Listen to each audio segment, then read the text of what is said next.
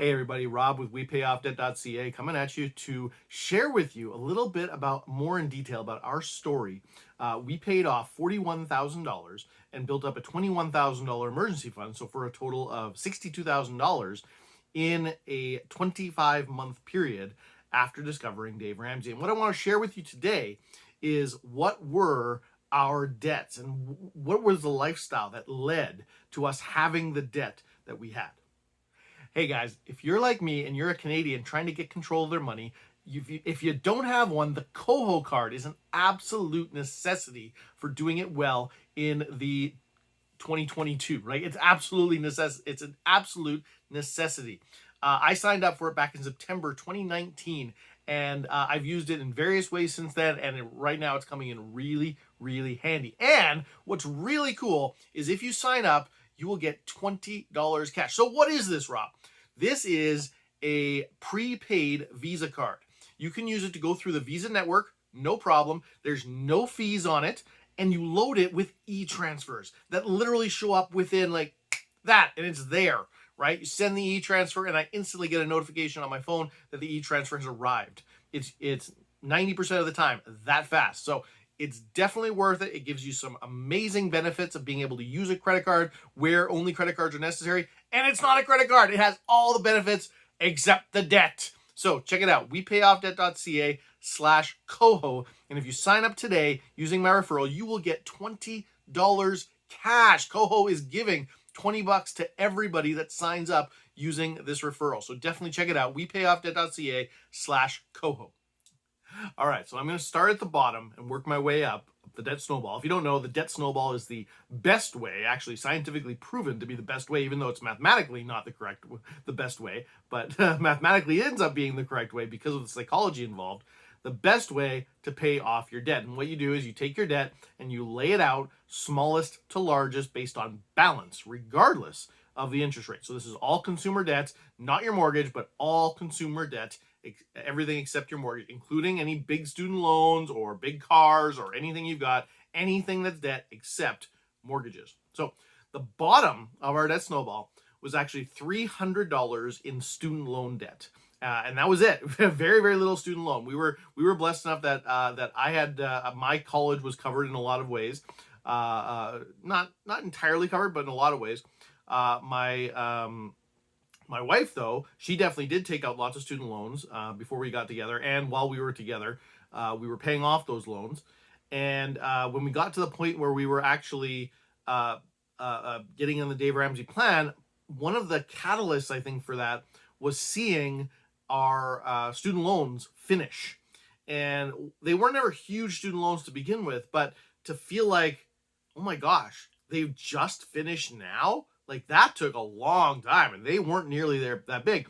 So my student loan, I had taken out a little bit of student loans only after we got married. And really all that came down to was being able to live more comfortably, right? We were looking at the numbers, we were looking at the dollars, and we're like, you know what, it'd be really nice to have a little bit more money around the house to be able to, not have to scrimp as much. And so I got a student loan for that reason. And we paid the absolute minimum payments on it. And I was the guy who was preaching stuff like, yeah, pay the minimum payments. That is the cheapest, that is the absolute cheapest debt you're ever going to have.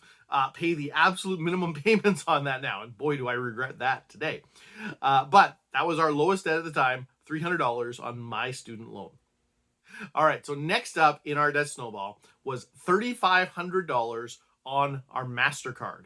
Now, what we did before we started this program was we would use our MasterCard for everything. And so that was the amount of money that was on there the previous month. That's basically what it was. We would, every single month, I would use my credit card, my PC financial card specifically, and I would use it on everything I could because I loved my points. I loved to get all the points I could. And so I used my PC financial card on everything. And then I would pay it off the next month using the line of credit, which I'm going to get to in a sec. So therefore, I never paid a penny of interest to credit card companies, but I had credit card debt. I just moved it and didn't call it credit card debt anymore, right? So yeah, that was a a way of living that never worked. Never worked. We would constantly be wondering how much money are we going to have to put on the line of credit? Because that's what we would do. We would pay off the line. We would pay off the credit card, pay off again, move the credit card debt to the line of credit. And then at the end of the month, whatever money we had left over, we would put on the line of credit. And we would just hope, that's our financial plan, cross our fingers that we're going to have enough to actually bring down the debt a little bit, right? Rather than go up a little bit. And most months we would actually go up. All right, debt number 3 in our debt snowball was the line of credit. Now, at this point, when we started, this was February 2016, when we started our debt-free journey, we had $7,000 on the line of credit. Now, that's pretty low, only because we actually did a balance transfer, maybe 2 years even before that. We started the whole balance transfer game of moving to 0% credit cards and doing a balance transfer. So we had actually taken most of the money out of our line of credit and thrown it into these balance transfer cards. Now, so as I was saying, what we would do is we would use the line of credit to pay off the credit card, and the line of credit was in our brain was the thing we wanted to get rid of. And when I say the thing, I include that with the 0% balance transfer that's coming up next. But I would put those together, and these were the thing we were really focused on. These are the thing we really want to kill, and we weren't making any progress. Right, with the process we were doing, we'd live on the credit card, we'd pay it off, we'd move all that debt to the line of credit. I gotta stop saying pay it off, because that's not paying off. Maybe you have that same language as me.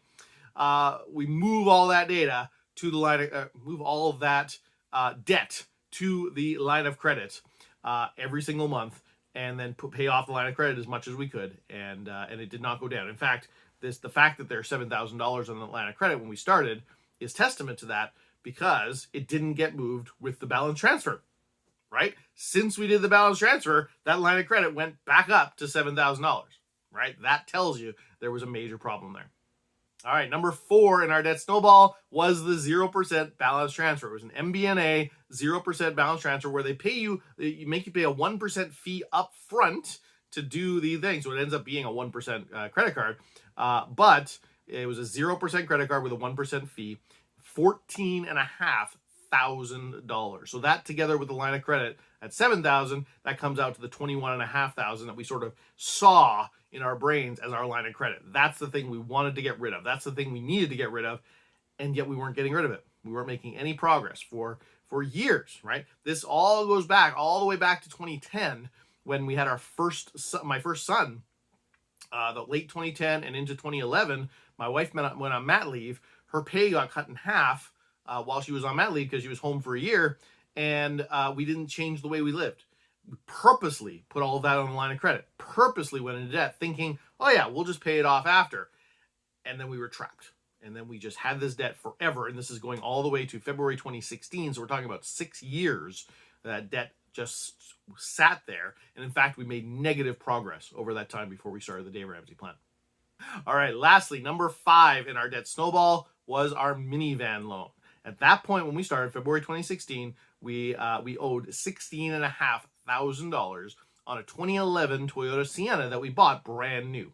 And that, I've shared in other videos, that is one of my my biggest regrets when it comes to my spending, because, man, we lost a lot of money. The fact that I owed $16,500 on that, we bought it for $32,000, so we were almost halfway through the loan at that point, and it was worth about $16,500. That's the thing, like, all that money just flew out the window at a time when we didn't have the money to let fly out the window. All right, so all of that being the case, what has changed today? Well, today, we're completely debt-free. We've been debt-free for many years now, a number of years anyway. We became debt-free in, I guess it would have been March of 2018, right? It's 25 months after we started February of 2016.